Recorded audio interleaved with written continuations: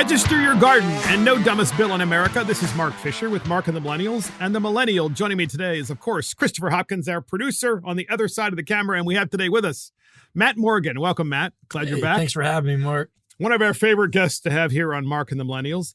Folks, this podcast is titled Register Your Garden.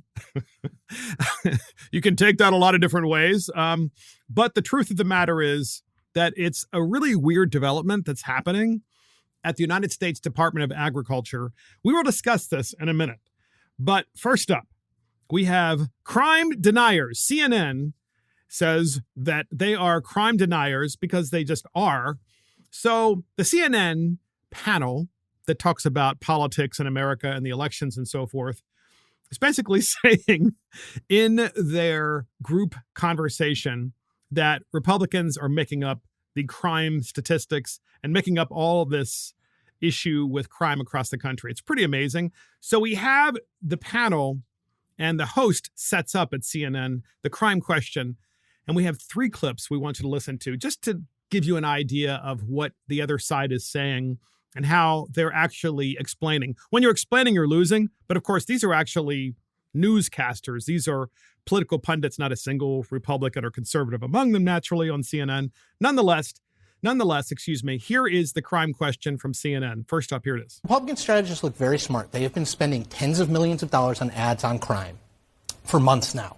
Defund the police, ending cash bail. I was watching the Georgia governor debate last night. I know I'm a little nerdy. I was watching the Georgia governor debate, and Brian Kemp used that against Stacey Abrams in a governor's race, right, which is a little odd. But that issue, people are worried. Local crime, people are more concerned about local crime than they've been in 50 years in Gallup polling. It matters. And I just think we talk about the economy. The economy matters. Abortion clearly matters for the Democratic base. You know, I'm not trying to discount that. But circle crime and notice how many crime ads are being run in your local congressional district, Senate race, governor's race. I think that's really important. So that is the setup of the CNN panel talking about crime. And so first up on that same panel to respond to the question and the discussion about crime and Democrats and Republicans and the 2022 election is Kirsten Powers, who's on the panel, and she used to work for Bill Clinton, so go figure. But naturally, she's the first woke conversationalist on the CNN panel to provide the response. We have that response, and here it is. Fear works. I mean, have Democrats done enough to combat that? No, I think they've been caught flat-footed on the crime issue because the crime issue isn't something that's just happening in Democratic states. In fact, it's happening in Republican states. It's happening at very high rates, and Democrats have a pretty good record on crime, and yet they're not talking about it. And it's in the same way. There's a lot of people in this country who believe the Democratic Party supported defund the police, and they didn't, right? And they just don't do a good enough job of explaining what they believe, in part because they have a base that, you know, has opinions that actually does support defund the police or has differing opinions. So they're kind of trying to walk this line, but I do think that they should have been more aggressive about it because it is something that a lot of people are very concerned about. So, Matt, Kirsten Powers says Democrats did not call for defunding the police, and fear works because that's what the Republicans are doing. Crime is happening in Republican states, too. That's ludicrous. I don't know what planet Kirsten Powers on. I'm glad you actually played this clip because since she left Fox News, I literally kind of forgot about her. I thought she fell off the face of the earth.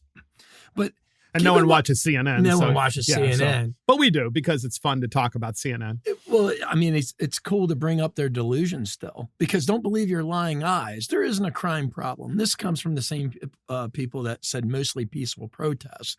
You know, I don't understand. You know, they spent an entire summer 2 years ago burning down cities, calling for defunding the police. They said we need to reimagine police as, reimagine them, I guess, replacing them with social workers.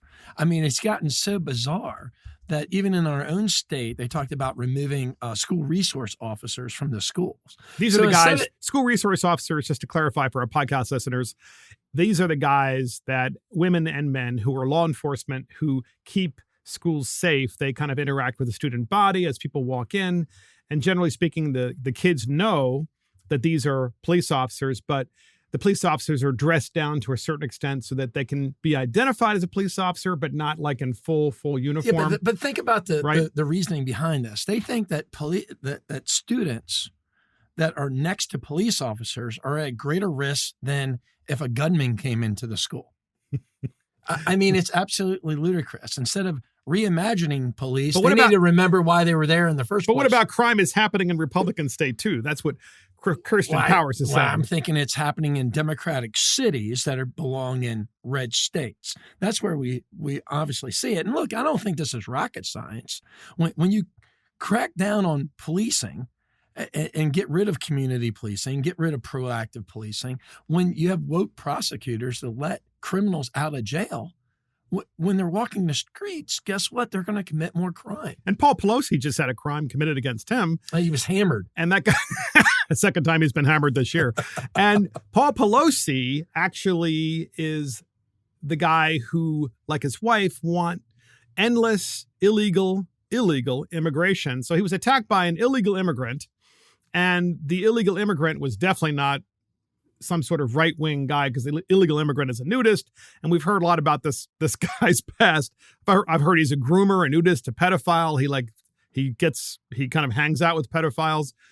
And there are all kinds of questions like, remember, podcast listeners, and you've heard this, of course, on Tucker Carlson and other places. But one thing that Tucker didn't cover, Matt, is this. He didn't cover the fact that Paul Pelosi and Nancy Pelosi's house, they must have a really elaborate security system. And apparently the security system was unarmed. Which I think is crazy, because not only are you dealing with the person that's third in line for the presidency, yes, the Speaker of the House, you're also dealing with her husband, who's the world's best stock trader of all time. So I'm sure they have no insider information, of course. Yeah, I'm sure they probably have a pretty advanced security system, I would imagine. So we have Kirsten Powers on CNN saying that crime is happening in Republican states too. And Matt said earlier before the podcast, yes, it is happening in Republican states too, because there are Democrats that are committing the crimes in Republican states as well as Democrat states. When they talk about this, Mark, I'm almost willing, if we're going to politicize everything nowadays, let's just go ahead and finish it off. And when they put their arrest records up there, I want to see these people's voter IDs next to it. Because I'm thinking Democrats commit more crime than any other political group. What do you think? That would be interesting, if CNN had a report, a new crime wave in New York City. And you're right. Here's their registration. Look, all Democrats. Well, you brought it into the Paul Pelosi. And look, podcast listeners, we're not condoning this at all. We're making fun of it a little bit because in a greater scheme of things, but certainly this guy didn't deserve to get his head beat in with a hammer. No, it's awful. Absolutely not. But again, this guy, the first chance they come, it's like, oh, this was a Republican. This was a Trumper, broke into the speaker's house. That's what was on CNN. That was on the Talking Heads on MSNBC. And I just think we should just go ahead and finish this off. And every arrest should now have your voter ID next to it to see really who's committing what crime. Well, it's interesting because that you brought that up, because let's think about this logically. Podcast listeners, let's think about this logically, Matt and our millennial Christopher Hopkins. If you have a whole subculture in the United States that are registered Democrat, not the entire Democrat Party, but a subculture within the Democrat Party that lives in inner cities, and they are buying into your rhetoric as a politician. The politician says, let's cancel the police.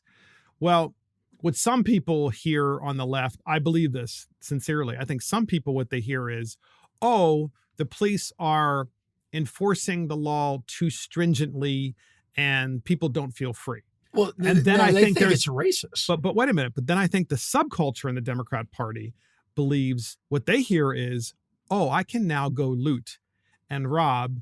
And then, so here's my point to the podcast listeners.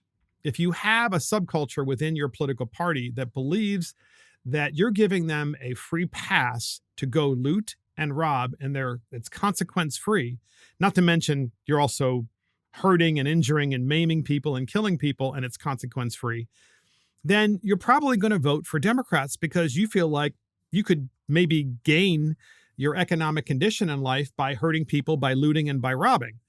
And this is the one thing that I don't think people realize. So when we're talking about an insurrection, this is the ultimate insurrection, right? You're basically saying, let's upend the criminal justice system and let's get the subculture in the Democrat Party to basically run things. And the way they take over everything is through an insurrection by just like taking it from you.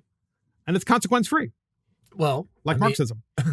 Well, I do think it's consequence-free. And I mean, and look, we don't need MSNBC or CNN to tell us. We see it with our own eyes. And as far as the political point of view on this, I mean, it is getting absolutely crazy. And I can't believe, like, at some point you would think even liberal writers would be more objective. We saw the situation that happened with Brett Kavanaugh, where a guy drove across the country with, you know, weapons and tape, and he was going to kidnap himself some conservative justices. We saw the issue, and it's really funny because, you know, Republicans are lying. They're making this a campaign issue.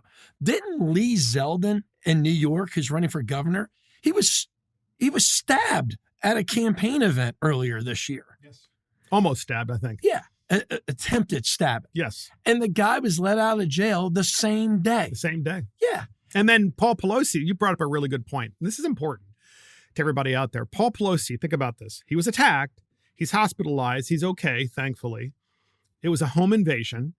And next thing you know, there's a national press release at the prime time hour of 6 p.m. last night on all the news stations where the San Francisco DA is out there talking about the crime and that the federal government is now involved, since this is now a federal crime as well as a crime within the city of San Francisco and the state of California. I'm just curious, when people were in front of the Supreme Court justices' houses and they were making threats that could literally undermine the entire democratic and our republic, then where was the criminal justice system? Where were they? Where were the actual press releases to talk to people about how this is going to go wrong? I think it's going to be interesting to watch this case play out. And I'm not talking about today or tomorrow. I would like some additional details. Post-election. But I'm post-election on how this guy is treated. Because if he broke into your house or somebody else's house in California, that guy would have been out of jail already, released on his own recognizance. No doubt in my mind. Oh, no doubt. This guy's going to be treated like a January 6th. Oh, yes. Yeah. I mean, they're already waterboarding him to make sure he doesn't talk about what was really happening in the house, you know? Like, who knows? I mean, I've heard all kinds of conspiracy theories, which I'm not going to engage in on the podcast, but it does make you wonder, right? Nancy was away. She's out of the country. Paul's alone. We know that he's like the bad boy of the Pelosi's because, you know, we're not going to talk about conspiracy theory. But where is the footage from the police officer? They had body cameras. Yeah. I mean, they release that stuff all the time under the name of transparency. That's a really good point. Where is the body camera footage? Yes, because the security system was off. So how did this guy get in? Why is the security system always off when some bad stuff happens? You know, I mean, Jeffrey Epstein comes to mind. Like security systems don't. I mean, I was an IT guy for a really long time at. You still are, kind of. Yeah, I still play with some IT stuff. I don't know if we ever had a failure with our security system. They seem to be pretty bulletproof. It only happens when a nudist comes in your house. You know, I mean, it's just a complete accident that it was off. Or someone tries to kill your number one. What'd you say, Chris? It was just a glitch. It was just a glitch. It's just a glitch. That's right. Right. Oh, my God. So in this same CNN panel where they're discussing how Republicans are demagoguing about crime. Think about this, folks. You live in an inner city. You're a law-abiding citizen in an inner city. And let's say you happen to be black or Hispanic or white. Doesn't really matter because if you're law-abiding, you are being subjugated to this massive crime wave that's occurring in the inner cities. So what does CNN do? CNN decides they've got to have that one panelist on that talks about race. Now, in normal times, you would have a more balanced, of course, media where they would say, yeah, Isn't it awful that the law-abiding citizens who happen to be black or Hispanic or white that live in those same areas, that they're being subjugated to these awful people and this awful crime wave, and the people are being let right back out on the street? No, not CNN. Instead, they've got to turn it into a Republican-Democrat issue rather than a human issue. And they decide to do what? They decided to say, well, it's racist. That's why Republicans are talking about crime, because they're trying to say it's just black people that are doing it. And listen to this. We have the clip. Here it is. And we should be clear that this is an old playbook. Law and order has been around for a very long time, and we can't pull race out of that as well. It is a very effective way to talk about race in a way to say, look, be worried about black and brown people and crime, and they have not been subtle in using that sort of language and ads to drive that point. So law and order is an old playbook in the Republican Party. It's an old playbook, because you can't talk about law and order without talking about the fact that what you're really saying in code is lock the black people up, which is really what she's saying. It's shameless, ladies and gentlemen, because the violence that's occurring now, yes, it's black on black violence, but it's black on white, it's black on Hispanic, it's black on Arab. It's all over the place in our country. Personally, I'm just against violence. How about that? Yeah. I mean, this is what happens when you don't treat people as individuals, which they never do. Everything has to be a group process for them. But I really think this comes down to they can't justify their policies and how they're not working. So they automatically run back to the race card every single time on every issue.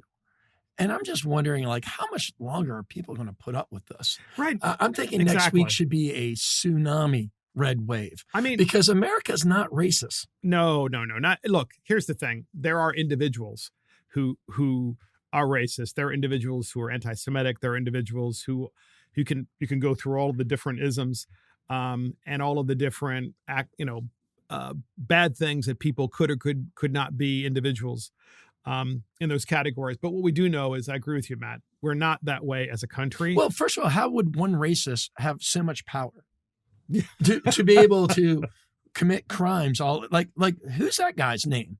Right. Give me his name. Is it an institution? Name the institution. Imagine living in New York City, and you, in order to survive, you have to take the subway because it's just too daggone expensive to take a cab, because it's terribly expensive to take a cab or an Uber in New York City. And naturally, with the rise of inflation and gas prices and so forth, it's more expensive than it's ever been. So you're forced to take the subway to go to your job, and you're lower middle class, but you're struggling to make ends meet because of inflation. And then you have to worry about being attacked when you're on the subway. You have to worry about being attacked on the street just by random homeless people and random gangs and random idiots. And the Democrats are saying, oh no, because you're discussing this as a problem, that you are somehow a racist. Well, they're suggesting that you're a racist because the person committing this crime may be black. Right. I'm saying, who cares? To me, I always thought that the judicial system was to judge people fairly, but then if you were caught, you had to pay a price back to society to act as a deterrent from you to stopping doing this. These are democratic policies. There's no cash bail bond, in our own state justice reinvestment, the police reform deal. And it's caused a very chaotic situation where it's a revolving door at the police station. These guys get arrested. They're left right back out in the street. They've never paid a price, and they're committing more crimes. Now, personally, as a conservative, Mark, I believe in second chances. I believe in third chances. Even for murder? Well, I'll tell you this. The average person that's in a state penitentiary, our state, has been locked up, arrested 9 previous times. So we're not talking about second chances. We're not talking about third chances. We're talking about this is a repeat problem. 9 chances. Yeah. What are you going to, you're 9 chance and you're out. Whatever happened to 3 strikes and you're out? Well, I mean, look, I'm one of those individuals that thinks, when you murder someone, you need to stay in prison. And I'm not saying that you're not that way. What about doing some prison time if you assault somebody? Yeah, for sure. Of course. Well, of course. I mean, I don't think that's taking place, obviously. But isn't it fascinating? And my takeaway, I have an interesting takeaway from the CNN conversation, because This panel never talked about Paul Pelosi. We have here on the podcast, but the panel that you just heard the clips from never talked about Paul Pelosi. And my theory is the reason they're not talking about this very much on various channels, at least at this particular point in time, is because the Paul Pelosi matter illustrates to all of us across America that we have two tiers of criminal justice. Those that apply to the rich and famous and powerful, and then everybody else. And that, ladies and gentlemen, I think really sets up where we are as a country, because it was never supposed to be this way. We're all supposed to be treated equally under the law. That's really not the case anymore. No, it's not the case. And the Paul Pelosi matter proves it. So next up, podcast listeners, we have Register Your Garden. And we have called the podcast Register Your Garden. You might ask, Mark, what are you talking about? Well, have you ever had a garden in the back of your house? Do you have a farm? Do you just have a small lot? Do you have a community where there's a plot in the middle of the community or nearby, or an empty lot where the community has gotten together and they've put a garden in? And by garden, we're talking about a vegetable garden where you grow tomatoes, peppers, maybe you plant corn, maybe you plant squash, cucumbers, these kinds of things, okay? Folks, you might think, well, gee, this is not very interesting so far, Mark. You're talking about vegetable gardens in people's backyards. Get this, podcast listeners. The United States Department of Agriculture is asking people to register those gardens. So this is in headline news, but it's in a lot of other newspapers as well, which we will read. The agriculture expert, perfect storm will soon lead to skyrocketing food costs. So the cost of farming will remain volatile next year, and high grocery prices with it, according to a University of Missouri research associate for the Food and Agricultural Policy Research Institute. So this article goes on and talks about how you have prices of food that are going through the roof and more people that are being pushed into poverty. You might ask, well, why is that happening? Well, it's happening for a whole lot of reasons. One is the war in the Ukraine, because the Ukraine obviously grows an enormous amount of wheat and other core. They produce a lot of fertilizer. They produce a lot of fertilizer. So there are issues globally because of what's happening in the Ukraine. Also, the pandemic did mess up a lot of economies where people were sick and they decided that they weren't going to farm anymore, or they just got behind in their farming, so there isn't as much supply. There are a whole bunch of reasons. There's also government itself, which is telling people not to raise cows. In the Netherlands, for example, they're trying to get through. So get this. The USDA, the United States Department of Agriculture, it's now asking people to register their vegetable gardens for a national database. So a national database, ladies and gentlemen. So the United States Department of Agriculture, in a move that has many folks scratching their heads, because I'm scratching my head about this, has renewed its push for the People's Garden Initiative. This sounds like something right out of the CCP. The People's Garden Initiative is what the USDA is calling it, which now includes registering vegetable gardens nationwide. According to the USDA, the move is to foster a more diverse and resilient local food system to empower communities to address issues like nutrition access and climate change. But those who have been following the USDA closely for years now know that they couldn't care less about your health and nutrition. To register your garden with the USDA, one must meet several easily obtainable standards. School gardens must be registered, community gardens, urban farms, which is an oxymoron, a small-scale agricultural projects in rural and suburban and urban areas can be recognized as a people's garden if they register on the USDA website. Folks, this term, the people's garden, basically what that's saying is no one has ownership of food. Registering a garden is effectively saying what you grow doesn't necessarily belong to you, which is, by the way, classic Marxism, that each person gets to work according to their ability and take according to their need. Why else would you be registering? What do you think? I think of Barack Obama's statement. You didn't build that. Somebody else built that. You must. Somebody else made that happen. Cucumbers only, comrade. So, but think about this. I mean, the United States Department of Agriculture is the initial thing is they created a program. Okay. This program was, to the best of my knowledge, was not authorized by Congress. Okay. And now the United States Department of Agriculture is saying, well, we want you to register community gardens. Now, to the best of my knowledge, reading their website, it's not saying you're obligated to register. We want you to register. Yeah. But we know what happens when they're saying we want you to register, because the next thing is you're obligated to register. Had to try out a number. 10,000 people register their gardens. We're going to make this mandatory. Correct. And Matt, listen to this. So you say, we want you to register because we're concerned about food resiliency and climate change. Well, now we are requiring you to register because you might be doing things to the soil when you plant a vegetable garden in your backyard that is causing climate change. And you're like, no, I'm just growing vegetables. Right. It's nobody's business of the garden. It's my property to know if you have a garden. It's my private property. I get to grow what I want. And by the way, look, there's a thing, and I know Matt knows this. I know Chris does too, because Chris is from this place called the Eastern Shore, which has large farms there, at least, for the state in which we live. But people across the country, there are places where have farms that are thousands of acres. Other places, a farm is 50 acres, 20 acres. Other places, it's in the hundreds. People in these areas are used to putting up and canning food. Yes. That is a thing. Yes. Okay. Now, if you live in a city, you don't even know what that is. Okay. You don't even know what canning food is. But it's because people who do that realize that you can keep the food and hold the food for very long periods of time and store it. And at the same time, you can call up the food, if you will, when you need it.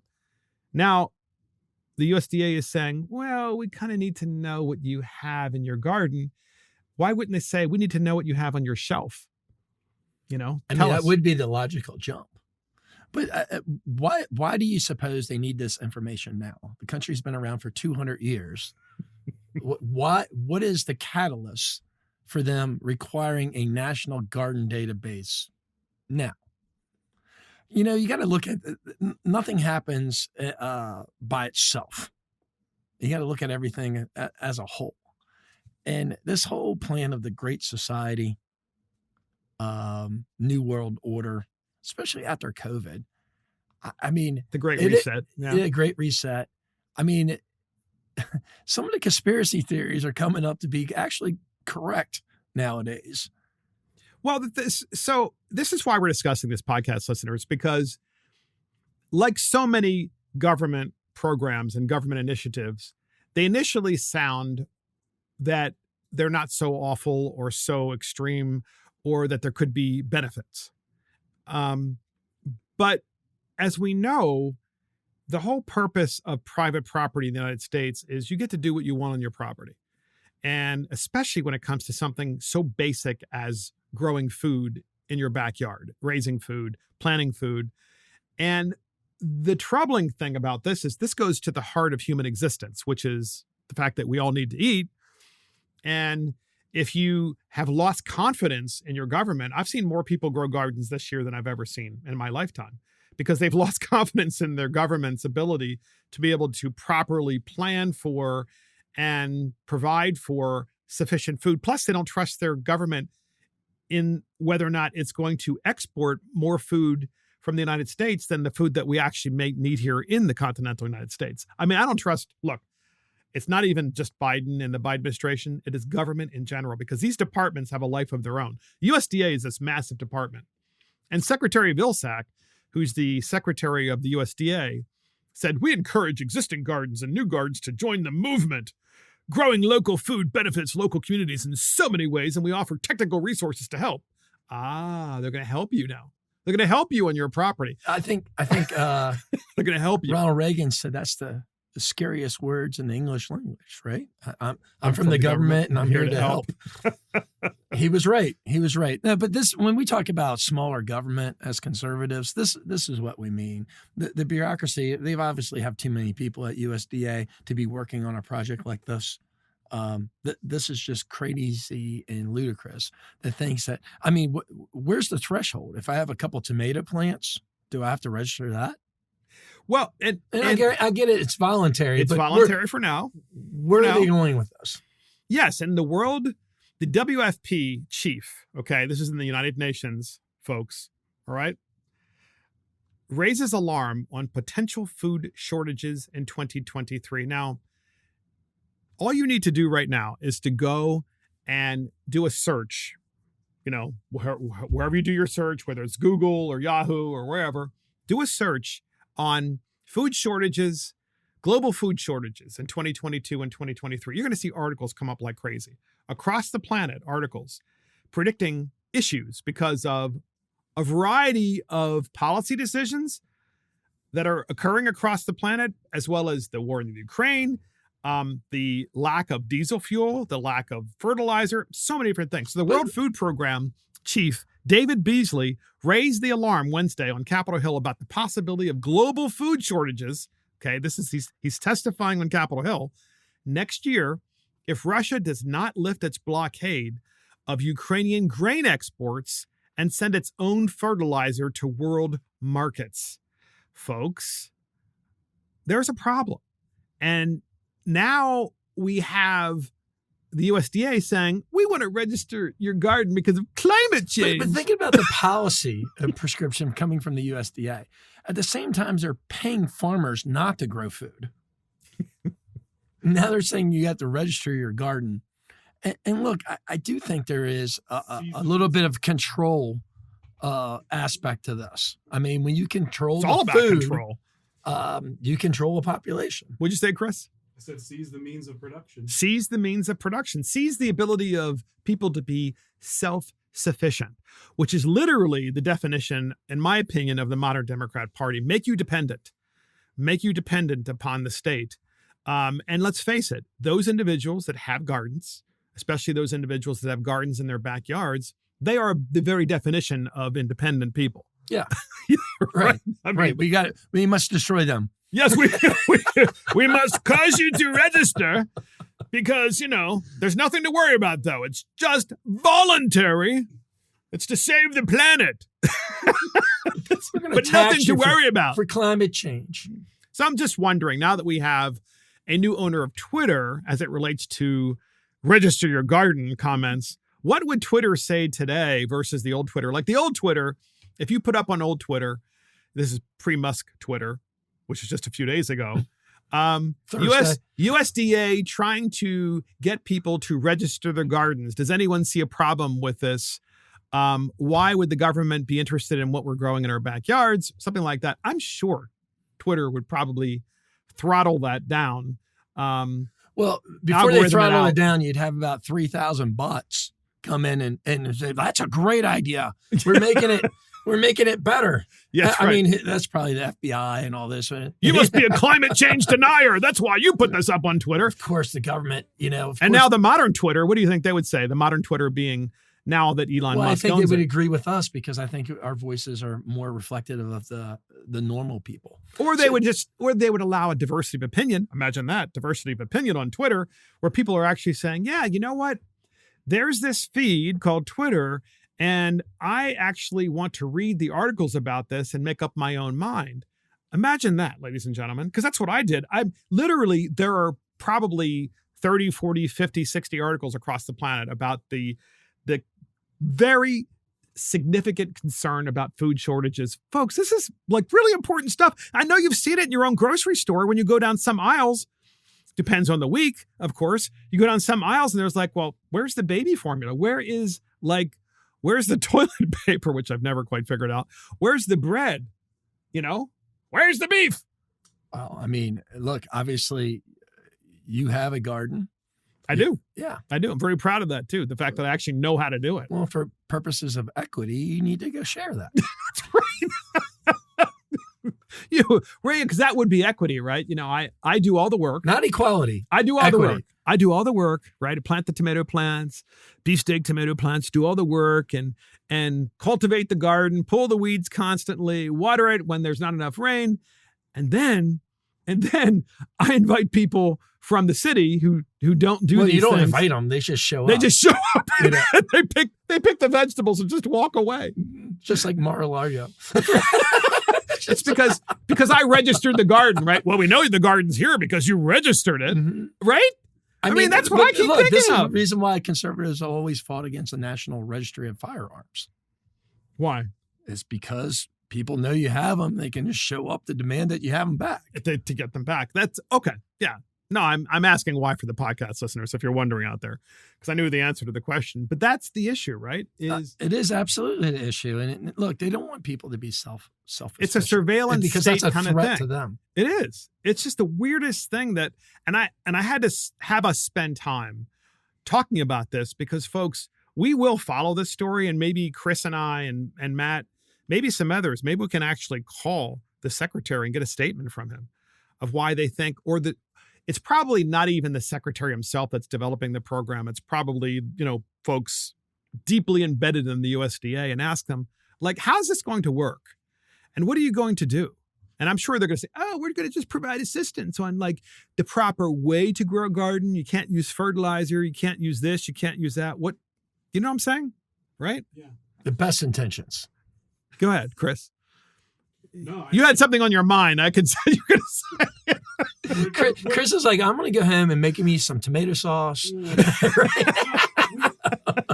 They're going to show up and tell you how they think you should do it. Oh, absolutely. How you should do things with your own property. That is literally the reason. And then the next thing you do is, as they learn things from the people who register their gardens, as the government learns things, the government's going to start making things illegal. It's not enough to buy your own property, pay taxes, do everything that you've always had to do in order to be able to just mind your own business. People still want to show up and tell you how to do things. That's exactly right. Control. It's all about control. Next up, podcast listeners, Harvard needs oboe players. You might wonder about this title. So in the Daily Caller, we have a great story. And this is really important because it goes right to merit. Why merit is important, which we've talked about before in this podcast. Supreme Court Justice John Roberts called out Harvard University's race-conscious admissions policies in an oral argument over a lawsuit that decides whether universities' use of affirmative action is constitutional. During the oral arguments of the case, Students for Fair Admissions versus President and Fellows of Harvard, Roberts, the Chief Justice, asked Harvard's lawyer, Seth Waxman, if the university uses race as a determining factor during the admissions process. Waxman admitted that race is taken into consideration in the same way that being an oboe player in a year in which the Harvard Radcliffe Orchestra needs an oboe player will be the tip. In other words, Waxman, who's defending Harvard, saying, well, we have an orchestra at Harvard, and if we have a hole in the orchestra where we need an oboe player, we're going to consider that. And so that's no different than race, which is what Waxman is saying. Roberts responds as follows, quote, "We did not fight a civil war about oboe players," Roberts replied to Waxman. "We did fight a civil war to eliminate racial discrimination. And that's why it's a matter of considerable concern. I think it's important for you to establish whether or not granting a credit based solely on skin color is based on a stereotype when you say this brings diversity to a viewpoint." Matt, thoughts on this? This is important. I think it's very important. And I'm John Roberts. I've always had some issues with some of his rulings in the past, but he's dead on accurate in this case. What's interesting, because Matt, because I want to hear from you about this, because there are many conservatives who say, well, Harvard is right because there are too many Asians that would be getting into Harvard. It would be an all-Asian school because Asians score so well. Well, conservatives wouldn't say that. I've actually heard Democrats say this. I've heard Democrats say it. And I've heard a couple of conservatives say this. And I think we need to get people back on track, which is, if you really do believe in merit, okay, and you believe that scores matter and substance matters in order to be able to get into a school, and I'm talking about pure substance, like what is your SAT? What is your GPA? What is your reading comprehension? Bam. Well, look, I think affirmative action was created because you had historical discrimination against African Americans. Yes.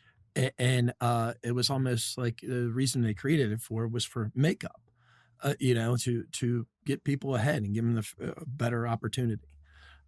My question is, when does that ever expire? Right. You look at institutions like Harvard, which is a pretty big deal. They're actively discriminating against Asians.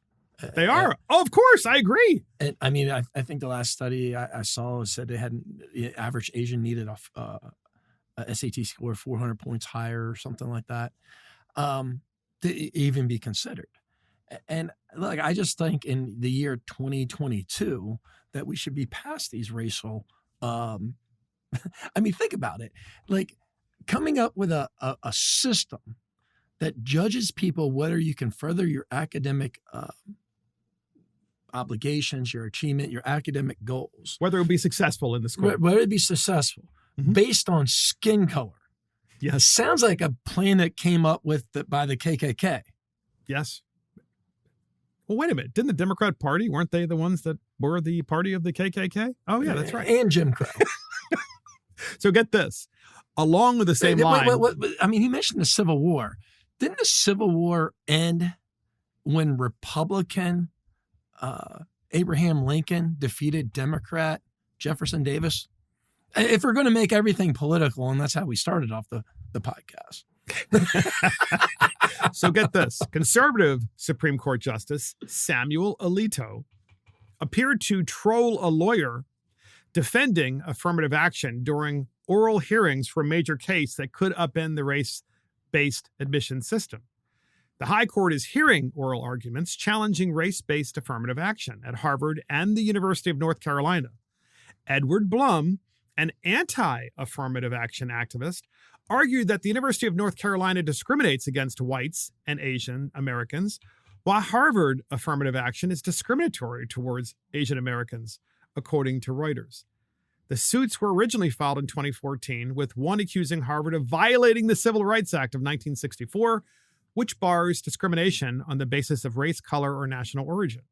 The University of North Carolina was accused of violating the 14th Amendment, according to Reuters. The challengers argue admissions should be colorblind. So what's interesting about this is there is this really quick exchange, and North Carolina Solicitor General Brian Park was the person who was basically supporting the university in North Carolina, because obviously it's a state university. Think about this. It's a state university that is engaging in racism of applicants based on obviously the way they look, because they don't want too many people looking the same way when they get into the school. So Justice Alito has this exchange, pretty interesting. Listen to it. We have the clip. Here it is. It's family lore that we have an ancestor who was an American Indian.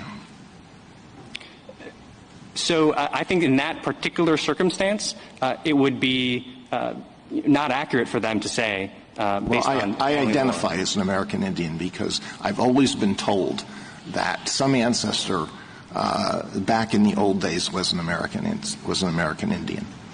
Yeah, so I think in that circumstance, it would be very unlikely that that person was telling the truth. And the same is true for, we rely on self-reporting for all the demographic and other characteristics that we ask for. And there's nothing special about the racial identification on that score. So that's the Solicitor General of North Carolina saying, he says, you self-report what your race is.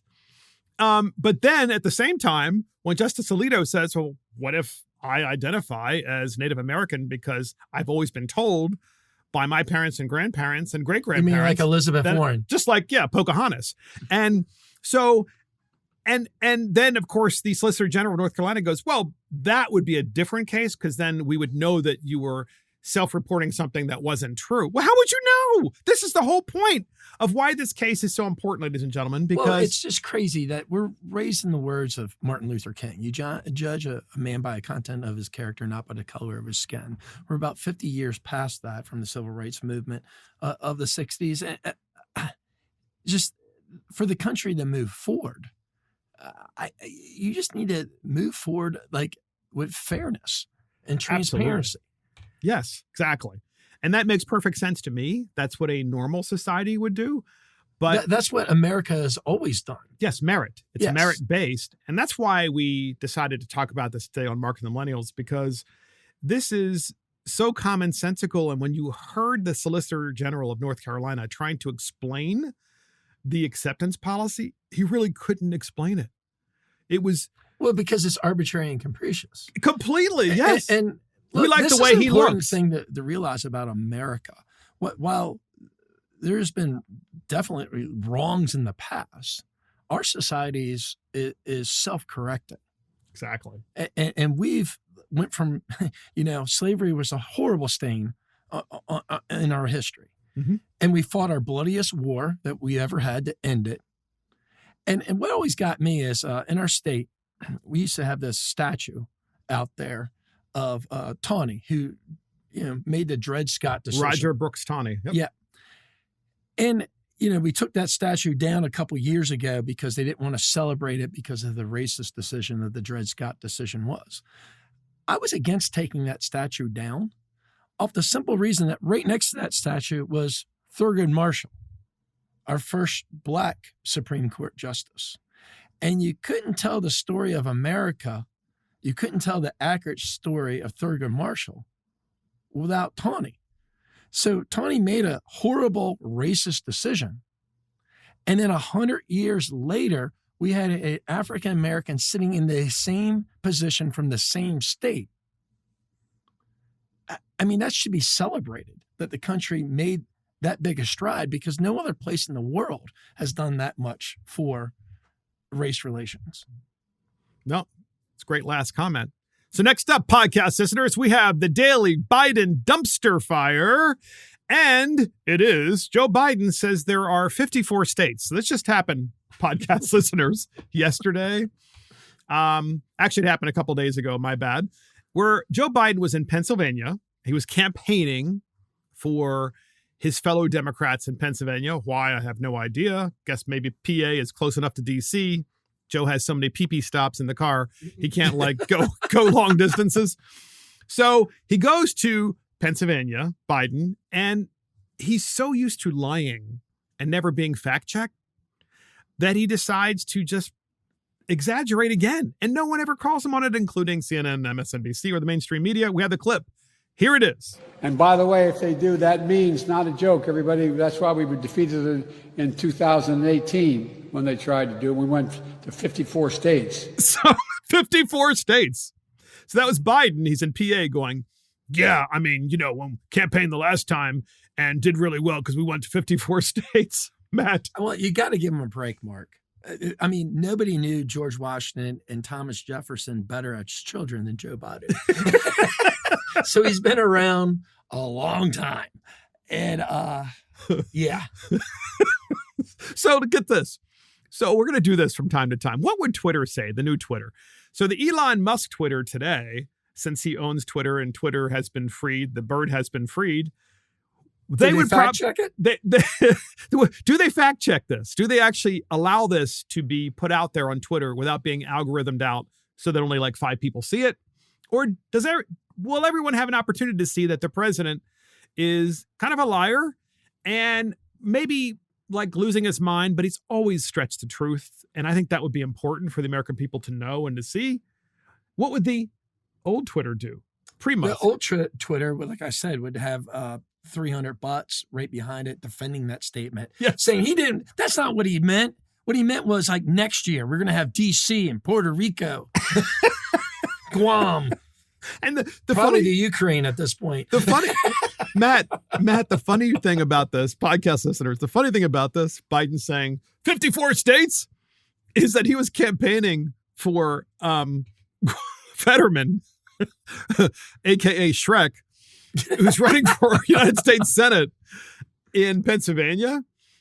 And so you've got Biden, 54 states, and then you have Shrek, who says this during his debate. You have that clip? As lieutenant governor, you're running for a seat that could decide the balance of power in Washington. What qualifies you to be a U.S. senator? You have 60 seconds. Hi. Good night, everybody. And so it makes perfect sense that the President of the United States is campaigning for Shrek. First of all, I don't like calling him Shrek because Shrek was a hell of a lot more articulate than this guy. This is true. I tell you, I don't think Fetterman could pass NFL concussion protocol. Oh, there's no way. Let me throw out a scenario for you, Mark. You're dropping your kids off at the bus. Biden couldn't either. You're dropping the kids off at the bus stop. The bus rolls up and John Fetterman's driving the bus. Do you put your kids on the bus? Well, I don't know. So we were talking about this earlier, podcast listeners. When you hear Fetterman, and he does look like Shrek, especially from the side when they show how big the big bulges on the back of his neck. Fetterman, John Fetterman, reminds me of Frankenstein on Young Frankenstein. Remember that movie, Young Frankenstein, podcast listeners? If you haven't seen it, you must see it.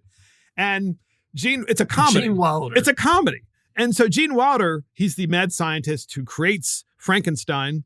And everybody in the community, of course, is afraid of Frankenstein, but this Frankenstein's actually a nice guy. So Gene Wilder decides to put him on stage in musical theater and to show everybody that young Frankenstein is actually useful. So he gets up there, Frankenstein does, and he sings, "Putting on the Ritz! Putting on the Ritz!" And that's Fetterman. Let's hear Fetterman again. One more time. As lieutenant governor, you're running for a seat that could decide the balance of power in Washington. What qualifies you to be a U.S. senator? You have 60 seconds. Hi. Good night, everybody. Putting on the Ritz! Matt, last comments. I believe that was Peter Boyle. Wasn't that Raymond's father that was playing? Everybody loves Raymond. It was Peter Boyle. And Young Frankenstein and put on the Ritz. Yeah, that's exactly what he is. And go ahead. I can't believe, come on, Pennsylvania. How many listeners do we have up in Pennsylvania? A lot. Honestly, really? Is this really even close? Yeah. Why Pennsylvania? And of course, who else would Fetterman have but Joe Biden campaigning for him? Let's play the Joe Biden dumpster fire one more time before we close out. Here it is. And by the way, if they do, that means, not a joke, everybody, that's why we were defeated in 2018 when they tried to do it. We went to 54 states. And that is the daily Biden dumpster fire. And that's it from Mark and the Millennials. Thank you for joining Mark and the Millennials. This is Mark Fisher. Thank you to our producer, Christopher Hopkins. Check us out on iTunes, Spotify, YouTube, Facebook, Twitter, Getter, True Social, Rumble, and our website. See you next time.